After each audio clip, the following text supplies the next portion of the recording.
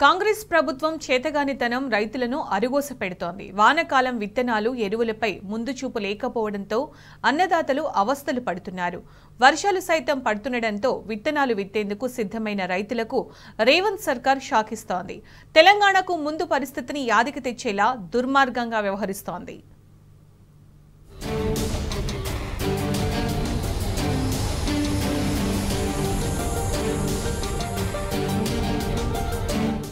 రైతు విరోధిగా కాంగ్రెస్ ప్రభుత్వం వ్యవహరిస్తుంది. అధికారంలోకి వచ్చిన మొదలు నేటి వరకు అన్ని రైతు వ్యతిరేక చర్యలకు పాల్పడుతుంది. కరెంటు కోతలు, రైతు బంధు రుణమాఫీపై మాట మార్చిన కాంగ్రెస్ ఇప్పుడు విత్తనాల సరఫరా విషయంలో కూడా నిర్లక్ష్యంగా వ్యవహరిస్తోంది. వానాకాలం విత్తనాలు, ఎరువులపై ముందు చూపు లేకుండా ప్రవర్తిస్తూ వారిని అరగోస పెడుతుంది.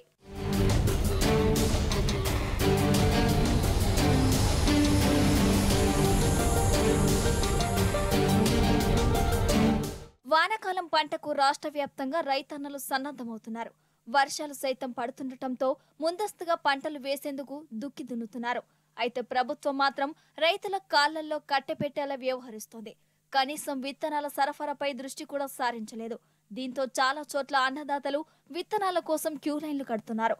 తెలంగాణ ఏర్పాటుకు ముందు రాష్ట్రంలో రైతుల విత్తనాలు, ఎరువుల కోసం ఎంత గోసపడ్డారో ఇప్పుడు అదే దుస్థితిని తీసుకొచ్చింది రేవంత్ సర్కార్. గంటల తరబడి క్యూ లైన్లో నిలబడ్డా విత్తనాలు దొరకని పరిస్థితి ఎదురవుతుంది. ఈ బాధలు చాలవన్నట్లు నకిలీ విత్తనాలు కూడా రైతును నట్టేట ముంచుతున్నాయి. దళారులు రైతులను మోసం చేస్తూ నకిలీ విత్తనాలు అంటగడుతున్నారు.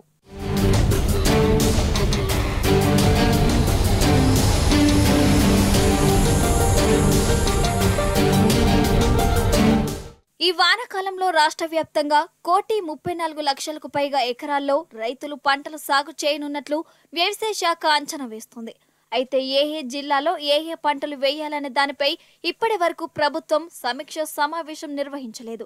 పైగా విత్తనాలు, ఎరువులపై ప్రభుత్వం స్పష్టమైన ఆదేశాలు ఇవ్వకపోవడంతో అధికారులు సైతం నిమ్మకు నీరెత్తినట్లు వ్యవహరిస్తున్నారు. ఈ వానాకాలంలో అత్యధికంగా 66 లక్షల ఎకరాల్లో వరి, 60 లక్షల ఎకరాల్లో పత్తితో పాటు మొక్కజొన్న సహా పలు రకాల పంటలు సాగు చేయనున్నారు రైతులు. మొన్నటి వరకు పంటలకు నీళ్లు లేక రైతులు కన్నీరు పెడితే ఇప్పుడు వర్షాలు పడుతుండటంతో ఏ పంటలు వేయాలనే దానిపై తేల్చుకోలేక సతమతమవుతున్నారు.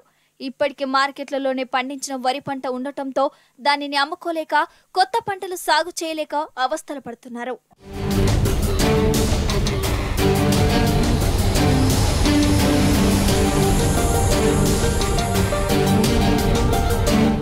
గత ఏడాది వర్షకాలంలో 44.77 లక్షల ఎకరాల్లో పత్తి సాగైంది. అయితే ఈసారి నీళ్లు సరిగ్గా లేకపోవడంతో వరికి బదులు పత్తి సాగు కోసం అన్నదాతలు సిద్ధమవుతున్నారు.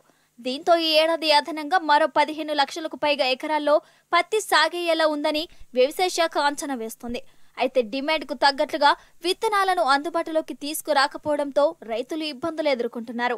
రాష్ట్ర వ్యాప్తంగా ఏ జిల్లాలో చూసినా విత్తన దుకాణాల ముందు రైతుల క్యూ లైన్లే కనిపిస్తున్నాయి. ఒకప్పుడు పాస్ పుస్తకాలు లైన్లో పెట్టిన దుర్భర దుస్థితి నేడు తెలంగాణలో మళ్లీ కళ్లకు కనిపిస్తుండటంతో రైతులు ఆగ్రహం వ్యక్తం చేస్తున్నారు.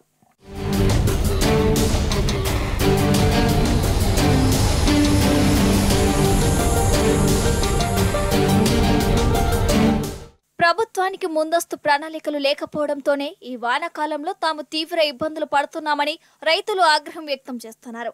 గత బీఆర్ఎస్ ప్రభుత్వ హయాంలో ఏ రోజు కూడా రైతులు ఇబ్బందులు పడలేదని, ఎరువులు, విత్తనాలు సకాలంలో అందాయంటూ గుర్తు చేసుకుంటున్నారు. అంతేకాకుండా నకిలీ విత్తనాల బెడద లేకుండా నాడు కేసీఆర్ ప్రభుత్వం ఉక్కుపాదం మోపిందని, ఇప్పుడు మళ్లీ దళారులు నకిలీ విత్తనాలతో రైతులు తీవ్ర ఇబ్బందులు పడుతున్నారంటూ ఆవేదన వ్యక్తం చేస్తున్నారు. రైతులకు ఇబ్బంది లేకుండా నాణ్యమైన విత్తనాలు సరఫరా చేయాలని, బ్లాక్ మార్కెటింగ్ అరికట్టాలని, నకిలీ విత్తనాలు మార్కెట్లో రాకుండా చూడాలని జిల్లా వ్యవసాయ శాఖ అధికారులకు ఆదేశాలు ఇచ్చి పకడ్బందీగా ఎట్టి పరిస్థితులలో రైతులకు అన్యాయం జరగకుండా చూడాలని మేము మా సంఘంగా డిమాండ్ చేస్తున్నాం. వీళ్ళు విత్తనాలు మార్కెట్లో డీలర్లకు ఇచ్చినా కూడా డీలర్లు నో స్టాక్ అని పెట్టడము, వాళ్ళు ఇప్పుడు రండి మళ్ళా రండి అని రైతుల్ని తిప్పడము, ఇబ్బంది పెట్టడం జరుగుతున్నది. కాబట్టి ఎందరో మంది రైతులు రోడ్లపైన వచ్చి దుకాణాల ముందర ఆందోళన కూడా దిగడం జరుగుతున్నది. కాబట్టి అధికారులు ఈ విషయంలో నిక్కచ్చిగా పారదర్శకంగా డీలర్లకు ఆదేశాలు ఇచ్చి మొత్తం రైతులకు న్యాయం జరిగేటట్టు మొత్తం జిల్లా వ్యవసాయ యంత్రాంగం అంతా ఒక వారం రోజులు మార్కెట్లో ఉండి ప్రతి రైతుకు ఇబ్బంది కలగకుండా పంచాలని మేము డిమాండ్ చేస్తున్నాం. ఎవరు పొద్దున వచ్చిన నుంచి ఇంతవరకు దొరకలేదు రైతులు. ఈ జనమంతలు పడ్డారు. పొద్దున వచ్చి ఉపవాసం ఉన్నాము, అసలు ఇంత సహకారం చేస్తలేరు.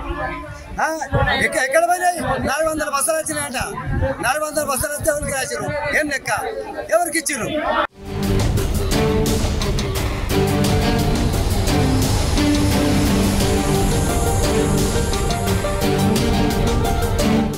పత్తి విత్తనాలను పూర్తి స్థాయిలో ప్రైవేటు కంపెనీలే అమ్ముతాయి. అయితే కొన్ని కంపెనీలకు చెందిన మేలైన విత్తనాలనే రైతులు కొనుగోలు చేస్తుంటారు.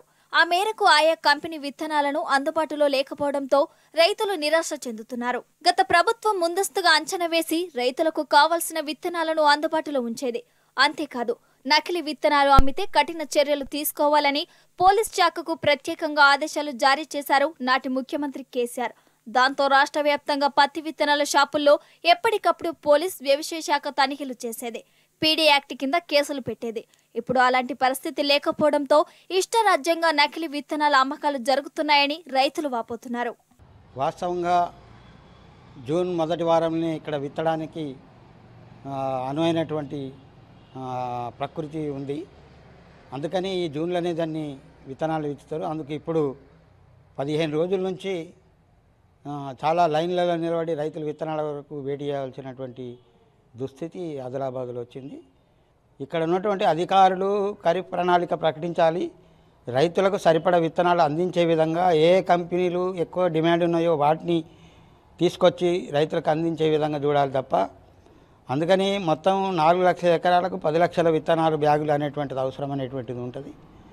దాంట్లో ప్రధానంగా డిమాండు 659కు ఉంది. 659 కావాలని చెప్పి రైతులు లైన్లో నిలబడుతున్నారు. దాని డిమాండ్ని బట్టి వాళ్ళు ఏం చేస్తున్నారంటే బ్లాక్ మెయిల్ చేయడానికి ప్రయత్నాలు అనేటువంటివి కొనసాగుతున్నాయి. ఒక 2 బ్యాగులు తీసుకుంటే 2 ఇతర బ్యాగులు తీసుకోవాలా అంటే రైతుకు ఇష్టం లేనటువంటి విత్తనాన్ని కూడా అంటగట్టేటటువంటి ప్రయత్నం దుకాణదారులు చేస్తున్నారు, వ్యాపారస్తులు చేస్తున్నారు, ఏజెన్సీదారులు చేస్తున్నారు. ఇది సరైనది కాదు. రైతుకు ఏ విత్తనం కావాలనేటువంటిది అందుబాటులో అది కంపెనీలు రాసి ఆ విత్తనాన్ని ఎక్కువ అందించే విధంగా ప్రయత్నం చేయాలి. 7 గంటలకు వచ్చి సంధి తపస్సు చేసినాము, ఆల్రెడీ లైన్లో పెట్టినాము. ఇప్పటికీ తీసినోని తీస్తురు, లోపల మొత్తం అవే చదువుతారు తప్ప మాది 20 వరకు కూడా లేదు సార్. ఇప్పటికి నీళ్ళు లోపలికి పోయినాం, నీళ్ళు ఇస్తామంటే మళ్ళీ బయటికి వెళ్ళగొట్టిరు. నీళ్ళు లేవు, అన్నం లేదు. 7 గంటల సంధి ఇప్పటికీ తపస్సు చేస్తున్నాము. చెమటల్లా ఎండల్లా మేము చల్లగా వేసిన కింద వాళ్ళ సార్. అందుకే సార్ ఇది మాకు అస్సలు నచ్చలేదు. అందుకే మా ఏదో మేము తీసుకోపోదామని కూడా అనుకున్నాం, కానీ ఇస్తలేరు వాళ్ళు. ఎందుకంటే ఎక్కడెక్కడ మారుస్తారు. ముందు వచ్చిన వాళ్ళు కింద పెడితే మీద పెడితే కింద.